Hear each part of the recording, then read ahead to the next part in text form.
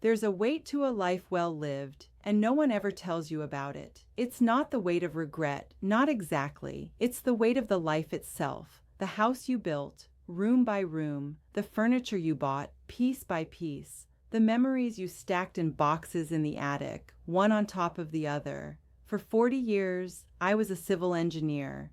I understood load-bearing walls and stress points. I thought my job was to build a life strong enough to hold everything my family could ever need. But 2 years after my wife, Eleanor, passed, I learned a truth that no blueprint can prepare you for. I was carrying a box of her old photo albums down the stairs, the same stairs I'd climbed 10,000 times, when my foot slipped. For a single terrifying second, I was falling. I caught myself on the banister, the box crashing open at my feet, our whole life scattered across the steps. In that moment, gasping for air, with my heart hammering against my ribs, I finally understood. The life I had so carefully constructed was now heavy enough to kill me. My days have a rhythm now, a quiet, hollow beat that echoes through this big, empty house. I still make a full pot of coffee every morning, just like I did when Eleanor was here. I pour her cup, set it on the counter, and then, after it's gone cold,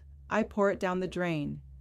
It's a stupid little ritual, but it's one of the few things left that feels familiar. The silence is the loudest thing in the house.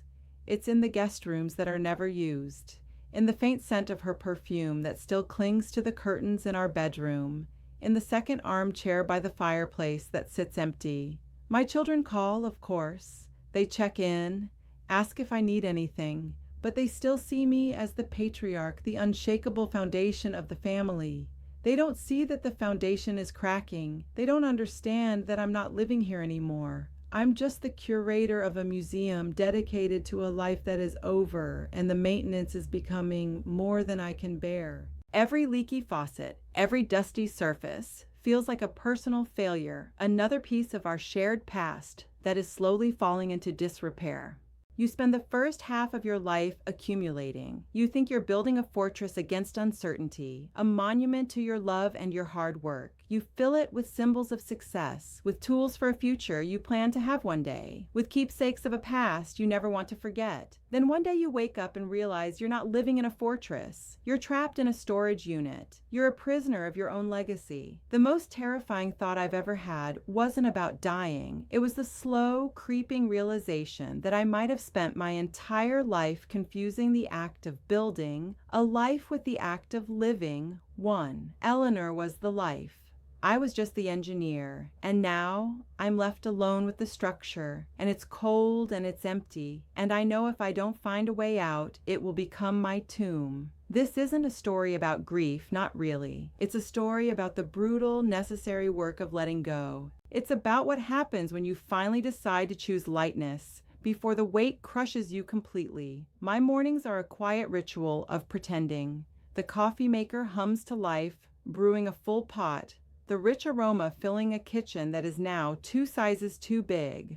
I take down Eleanor's favorite teacup, the one with the small chip on the rim that she refused to throw away, and pour her a cup. I set it on the counter, right where the morning sun hits, and then I make my own. We sit in silence for an hour, her coffee and me. Then, when hers has gone cold, I pour it down the drain. It's a foolish little ceremony, but it's all I have left of our routine. The rest of my day is spent wandering these halls, a ghost in my own home. I'll notice a new layer of dust on the piano we never played, or see a cobweb forming in the corner of the dining room we stopped using years ago. This house, our fortress, now feels like a tomb I am tasked with maintaining. Every leaky faucet, every overgrown rose bush in the garden feels less like a chore and more like a personal failure, another piece of her that I'm letting slip away. My children call, usually on Sundays. Their voices are a comfort, but they speak to a man who no longer exists. They ask about the car, the gutters, my investments. They see me as the patriarch, the unshakable foundation they've always known, the man with the answers. My daughter asked last week if I was doing okay, and I said, "Just fine, honey. Keep him busy." A complete lie. How do you explain to your children that the rock they've built their lives on is crumbling from the inside? For 40 years, my identity was simple. I was a husband, a father, a provider. I built things that were meant to last, but I confused the structure with the life inside it. Eleanor was the life. She was the one who filled these empty rooms with laughter, with arguments about politics, with the smell of baking bread. I was the engineer who made sure the walls were strong, but I never realized that without her they were just walls. And now they're closing in. It happened on a Tuesday, a day no different from any other. The attic had been on my to-do list for months, a silent accusation every time I passed the pull-down cord in the hallway. I finally decided to tackle one box, just one. The box labeled Photos, 1975-1990. It was heavier than I remembered, dense with the weight of captured light and forgotten moments. As I heaved it into my arms, the smell of old paper and dry glue filled my nostrils, the scent of a life already lived. I felt a familiar ache in my lower back, a complaint from a body that had spent 40 years building things for other people and was now tired of carrying its own history. The attic was dark and dusty, a mausoleum of our shared past, and I felt a sudden, urgent need to bring some of it back into the light. For a moment, I thought it was a good idea, a way to reconnect. I had no idea I was carrying my own tombstone down from that dusty darkness, getting ready to stumble over it. The third step from the top. I know this because I've replayed it in my mind 1,000 times since. My sock, worn thin at the heel, slid on the polished wood. For one infinite suspended moment, I was weightless. The box tipped forward, and my world tilted with it. Time slowed down. I didn't see my life flash before my eyes. I saw the unforgiving oak newel post at the bottom of the stairs, and I saw Eleanor's face, her expression a mixture of love and concern. The way she looked at me whenever I climbed a ladder. My hand shot out, a desperate instinctual grab for the banister. My fingers found the wood. My shoulder screamed in protest as my full weight wrenched it, but I held on. The box, however, did not. It crashed open, a paper explosion, and our life cascaded down the stairs. Photos of our wedding, our children as babies, holidays we'd long forgotten, all of it scattered, a mosaic of a past I could no longer hold. I clung to that banister for what felt like an eternity, my heart trying to beat its way out of my chest. My breath came in ragged, shallow gasps. I wasn't thinking about the fall I had just avoided. I was thinking about the fall that was still coming, looking down at the sea of smiling faces on the steps. Eleanor in her wedding dress, me holding our newborn daughter, the two of us on a beach somewhere in Florida. I felt a cold, terrifying clarity wash over me. It wasn't the box that was too heavy. It was the life inside it. It was the house, the memories, the 40 years of accumulation. I had built this life, beam by beam, brick by brick, to be a fortress. But standing there, trembling and gasping for air, I finally understood. A fortress, when you're the only one left inside, is just a prison, and the very foundation I had laid with my own 2 hands was now heavy enough to drag me into the grave. That was the moment the pretending stopped, the quiet ritual of the second coffee cup, the hollow performance of maintaining a life that was already over. It all shattered right there on those stairs. As I slowly, painfully, lowered myself to sit among the scattered photographs, I didn't see memories. I saw anchors. I saw burdens. Each smiling face was a reminder of a future that would never happen. Each captured moment, a piece of a past that was holding me hostage. The slip wasn't an accident. It was a warning. It was the house itself, the very structure of my life, telling me that it could no longer support the weight of my grief, and I could no longer support its weight. A quiet, resolute thought formed in the silence, as clear and solid as anything I had ever built with concrete and steel. I can't keep living like this. The patriarch was gone. The unbreakable foundation had cracked. All that was left was a man who knew with chilling certainty that he had to get out before the whole thing came crashing down. The first step I took wasn't with my feet, but with my voice. It was the hardest thing I'd done in years because it meant dismantling an idea I had spent a lifetime building. The idea that I was the family bank, the bottomless well of support. My son, Mark, called on a Friday, his timing as predictable as the sunrise. He eased into it, talking about the kids, his car making a funny noise. I could hear the real question waiting just behind the small talk. For 40 years, my response had been a simple, automatic reflex. How much do you need? This time, I let the silence hang in the air between us, heavy and uncomfortable. Mark, I said, and my own voice sounded strange, distant. I can't this time. We need to talk about you making a budget. The silence that came back was different. It was cold. It was the sound of a foundation cracking. In that moment, I wasn't his father. I was a problem. Hanging up, I felt a crushing wave of guilt, the ingrained feeling of a provider who had just failed his primary directive.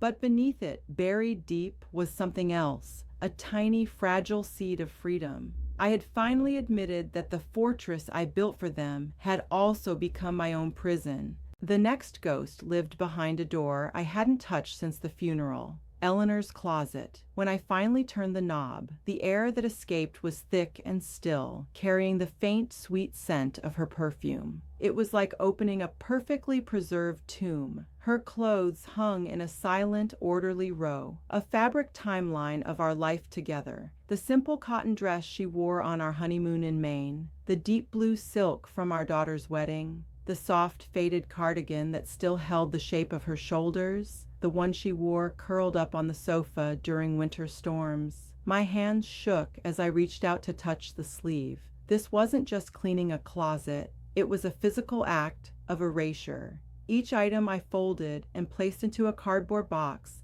felt like a profound betrayal, like I was packing away a piece of her soul for a stranger to find in a thrift store. I finally sank to the floor, surrounded by the ghosts of our shared past, and whispered a confession to the empty space. I don't know who I am without you. These things weren't just memories of her. They had become my only remaining identity, and letting them go felt like letting go of myself. After the closet, I sought refuge in the garage, my designated sanctuary of masculine deferment. It was a cathedral of good intentions, filled with the expensive promises I had made to a future version of myself. A gleaming table saw, its blade still factory sharp. A complete set of Japanese woodworking chisels, their wooden handles smooth and untouched. This was supposed to be our retirement plan. I would build beautiful, useless things. Birdhouses, bookshelves, a rocking chair, and Eleanor would be there, painting, sanding, telling me I was a genius. Now standing amidst this collection of deferred dreams, a hard, cold truth settled in my bones. Like the winter chill, we spend the first half of our lives accumulating tools for the person we hope to become, and we spend the second half tripping over them, bitter reminders of the life we never got around to living. These weren't assets, they were monuments to lost time. Each piece of pristine equipment was a heavy steel and iron tombstone for a future that would never arrive. My entire career was built on blueprints and foresight, but I had failed to plan for the one variable that undoes us all, the quiet, relentless passage of time. The for sale sign in the front yard felt like a betrayal and a declaration of surrender all at once. I watched the realtor hammer it into the lawn where Eleanor and I planted that maple tree on our first anniversary, the same lawn where our children took their first steps. Every car that slowed down to look felt like a violation, strangers peering into the heart of my life, judging its cracked paint and overgrown hedges. This house wasn't a home anymore. It was an asset. A problem to be solved, a collection of rooms and memories to be appraised and liquidated. For 40 years, my job was to build a foundation that would never move. Now, my only job was to orchestrate its complete demolition. I felt a profound sense of shame, as if I were failing a sacred duty. But beneath the shame, a terrifying, exhilarating current was pulling me forward. I had finally reached the point where the fear of staying had become greater than the fear of leaving. The final frontier was the attic, the dark, dusty archive of our entire life together. Climbing the attic ladder for the last time felt different. It wasn't just a chore, it was an ascent into the deepest, most neglected layer of my own history. The air up there was thick and hot, smelling of ancient paper, cedar, and the ghosts of Christmases past. Every box was a sealed chapter: kids' schoolwork, holiday decorations, Eleanor's craft supplies. I worked methodically, my movements slow and deliberate. A surgeon performing a painful but necessary amputation. It was in the far corner, tucked behind a stack of old suitcases, that I found it. A small, unassuming wooden chest I didn't recognize. It wasn't labeled. It wasn't dusty like everything else. It felt intentional. My heart gave a strange, painful lurch. This was something she had hidden, something meant for a different time, a different future. I carried it down the ladder, my hands trembling, feeling the weight of a secret I never knew she kept. I sat on the floor of the empty living room, the wooden chest in front of me like a final test. The latch wasn't locked. Inside, nestled on a bed of yellowed tissue paper, was a single leather-bound journal. Her journal. I recognized her elegant, looping handwriting on the first page immediately. My first instinct was to close it, to respect her privacy. It felt like an intrusion, like reading a letter not addressed to me. But a deeper, more desperate need won out. The need to hear her voice again, to find some piece of her I hadn't already worn out with my own memories. I opened it to a random page, dated about a year before she got sick. Her words flowed across the page, a quiet conversation with herself. And then my eyes landed on a passage that stopped my breath. It was about our retirement, the one we had planned with such meticulous care, the one we would never have. I watch Arthur in the yard, fixing the fence again, she wrote. He never stops. He carries the weight of this house, this family, this life on his shoulders, as if it's his alone to bear. He thinks he's building a fortress for us, but I worry he's building his own prison. My dream for our retirement isn't about the trips or the projects. It's simpler. I hope Arthur can finally let go of the need to carry everything. I dream of us selling this big old house and just being light together. The journal fell from my hands. Tears, hot and sudden, streamed down my face. All this time, I thought I was honoring her by holding on, by preserving the life we built. But I was wrong. I was betraying her deepest wish. The weight didn't just lift, it evaporated. This act of letting go wasn't an abandonment of our past. It was the ultimate fulfillment of her love. She had given me permission, not just to sell a house, but to finally live. Her words on that page didn't just give me permission, they gave me a new blueprint. Suddenly, the entire project of dismantling my life was reframed. I wasn't erasing our past. I was finally building the future she had wanted for me, for us. The guilt that had clung to me like a shroud for 2 years simply dissolved, replaced by a quiet, determined sense of purpose. I went back to the boxes, but my hands moved differently. They were no longer the hands of a grieving custodian, but of a man on a mission. Each object I packed was no longer an anchor pulling me down, but a stone I was setting aside to clear a path. Eleanor had always been the one with a vision, the one who saw the life beyond the structure. I had been so focused on the load-bearing walls that I forgot the point was to let the light in. Her journal was the final posthumous gift of her love, a key to the prison I had built for myself, and a map to the lightness she always knew I deserved. The next phone call I made was to my daughter, Sarah. When she asked her usual careful question, "How are you, Dad?" "Really?" The usual lie got stuck in my throat. I sat down on the dusty floor, surrounded by the organized chaos of my deconstruction, and for the first time, I let the walls of the patriarch crumble.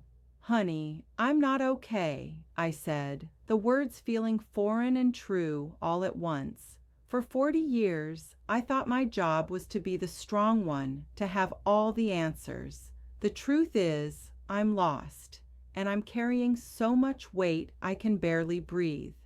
The silence on the other end of the line wasn't filled with discomfort or pity. It was filled with a new kind of understanding. I heard her take a shaky breath, and then she just said, "Oh, Dad, it's okay. You don't have to carry it alone anymore." In that moment of complete vulnerability, I felt a strength I hadn't felt in years.